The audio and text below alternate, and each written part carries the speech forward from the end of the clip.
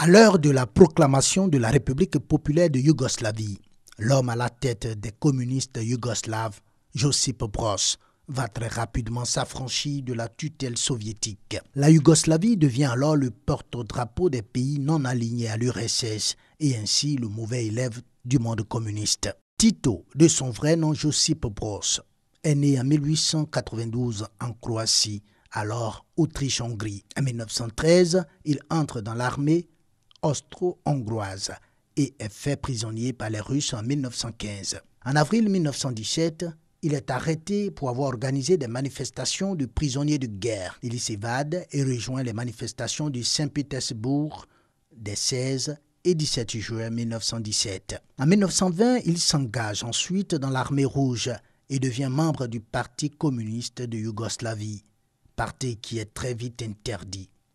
Il opère clandestinement en tant qu'agent de 1923 à 1928, ce qui lui vaut 5 ans de prison.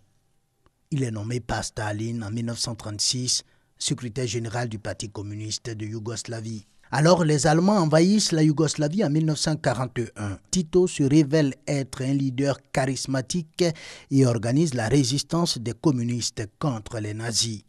Après la libération, les élections sont organisées avec le soutien de l'Union soviétique. L'Assemblée nomme Tito Premier ministre et ministre des Affaires étrangères. Il y traque les collaborateurs. La monarchie est abolie et Tito proclame la République fédérale populaire de Yougoslavie en novembre 1945 et devient président de la République en 1953. Il se débarrasse de l'emprise de Staline en 1948 pour rendre le pays indépendant et intéresse alors les pays occidentaux. Penchant pour le socialisme, Tito devient, dès 1961, chef de file de la politique de non-alignement dans le conflit qui oppose les USA à l'URSS. Tito réprime toute forme d'opposition.